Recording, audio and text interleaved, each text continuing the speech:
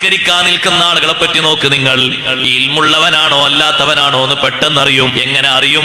ഒരു മൊബൈൽ അങ്ങ് റിങ് ചെയ്താൽ മതി. മൊബൈൽ റിങ് ചെയ്യുമ്പോ നിസ്കാരത്തിന്റെ ഇടക്ക് കീശയിൽ നിന്ന് സൈലന്റ് ആക്കി വെച്ച മൊബൈൽ എടുത്തൊന്ന് നോക്കിയിട്ട് കീശയുടെ ഉള്ളിലേക്ക് തന്നെ ഇട്ടിട്ട് ബാക്കിയൊക്കെ ഓതേണ്ടത് ഓതി നിസ്കരിക്കുന്ന ആളുകളെ കാണാം. ഇൽമുള്ള ഒരാളങ്ങനെ ചെയ്യുക സഹോദരങ്ങളെ. നിസ്കരിക്കുന്ന സമയത്ത് മൊബൈൽ ഒന്ന് റിങ് ചെയ്തപ്പോ ഒന്ന് എടുത്തു നോക്കുകയാണ്, ആരാ വിളിക്കുന്നത്. അങ്ങോട്ട് തന്നെ വെച്ചു. ഇയാളെ കാഴ്ചപ്പാടിൽ എന്താ ഉള്ളത്? മൂന്നനക്കായില്ലല്ലോ. മൂന്നനക്കായോ? ഇല്ലല്ലോ. മൂന്നനക്കെന്തിനാ? ഒരു നിയ്യത്ത് മാറിയാൽ പോരെ, ഒരു ഉദ്ദേശം മാറിയാൽ പോരെ നിസ്കാരം ബാത്തിലാകാൻ. മൂന്നനക്കം തന്നെ വേണമെന്നുണ്ടോ? അയാൾ അത്രേ പഠിച്ചിട്ടുള്ളൂ. അത് ശരിയാകൂല. അത് സംബന്ധിയായി അറിവുള്ള ആളുകൾക്കല്ലേ അത് ബോധ്യം ഉണ്ടാകുള്ളൂ. അല്ലാത്തവർക്ക് എന്തറിയാനാണ്? ഇയാളെ കാഴ്ചപ്പാടിൽ ഇത്രയേ ഉള്ളൂ. കീശയിൽ ഒന്ന് എടുത്തു, ഒന്ന് നോക്കി അങ്ങോട്ട് വെച്ചു. നോട്ടം എങ്ങോട്ടെല്ലാം നോക്കുന്നുണ്ട്. ആ കൂട്ടത്തിൽ നോട്ടം നോക്കി അങ്ങോട്ട് വെച്ചു. മൂന്നനക്കായില്ലല്ലോ. മൂന്നനക്കാകണ്ട, ഒരൊറ്റ നിയ്യത്തൊന്നും മാറിയാൽ മതി.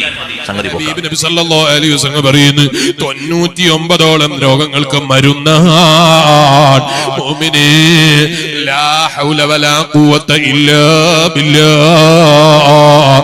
അതിലേറ്റവും വലിയ മരുന്ന് എന്തിനാണ് എന്നറിയോ? ഐസറുഹാ. അതിലേറ്റവും ചെറിയ രോഗം ഏതാണ് എന്നറിയോ?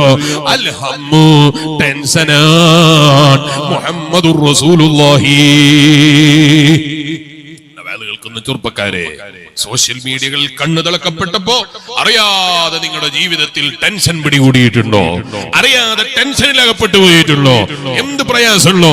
ഏറ്റവും വലിയ ടെൻഷൻ എന്ന് പറയുന്ന രോഗത്തിന് പോലും മരുന്നാണ് ലാ ഹൗല വലാ ഖുവത ഇല്ലാ ബില്ലാഹ് എന്ന ദിക്റ്. ആര് പറഞ്ഞതാ? അല്ലാഹുവിന്റെ റസൂൽ മുഹമ്മദുർ റസൂലുള്ളാഹി സ്വല്ലല്ലാഹു അലൈഹി വസല്ലം. നാവുകളെ ദിക്റുകൾ കൊണ്ട് മശ്ഗൂലാക്കണം. എന്റെ മോൾ എന്നോട് പറഞ്ഞു കഴിഞ്ഞ പെരുന്നാൾക്ക്, എന്റെ മോള് ചെറിയ കുട്ടിയാണ്, LKG പഠിക്കുന്ന ഉപ്പ മൈലാഞ്ചിക്കൂട് കിട്ടുന്ന ട്യൂബ് കൊണ്ടുവന്നു. ഞാൻ പറഞ്ഞു മോളെന്റെ ട്യൂബ് എന്തിനാ? അവിടെ നല്ല ലൈറ്റ് ഉണ്ടല്ലോ. അല്ല, ആ ട്യൂബല്ല, മൈലാഞ്ചി ട്യൂബാണ്. അത് തൽക്കാലം ഞാൻ കൊണ്ടുവരില്ല.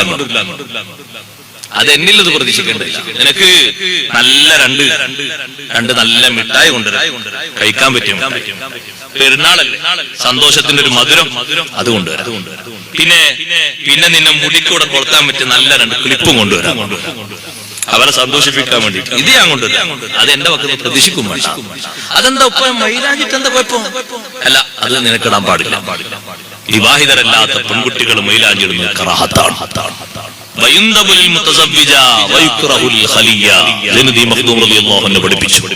വിവാഹിതർക്ക് സുന്നത്താണ്, അവിവാഹിതരായ മദ്യം, ചാരായം, MDMA, LSD, കഞ്ചാവ്, ബ്രൗൺ ഷുഗർ ഏതുമാവട്ടെ, വിശുദ്ധമായ ഇസ്ലാമിൻ്റെ ദൃഷ്ടിയിൽ ഇതെല്ലാം മഹാപാപമാണ്, വലിയ പാതകമാണ്. വിശുദ്ധമായ ഖുർആനിലെ സൂറത്തുൽ മാഇദയിലെ 90 മുതൽക്കുള്ള വചനങ്ങളിൽ അത് പൈശാചികമെന്നും വ്യക്തികൾക്കിടയിൽ കലഹമുണ്ടാക്കുന്നുവെന്നും മനുഷ്യന് നിരക്കാത്തതാണെന്നും സർവ്വ തിന്മകളുടെയും ദുഷ്കൃത്യങ്ങളുടെയും പ്രഭവ കേന്ദ്രമാണെന്നും അല്ലാഹു സുബ്ഹാനഹു വ തആല സഗൗരവം സമൂഹത്തെ ഓർമ്മിപ്പിക്കുന്നത് കാണാം.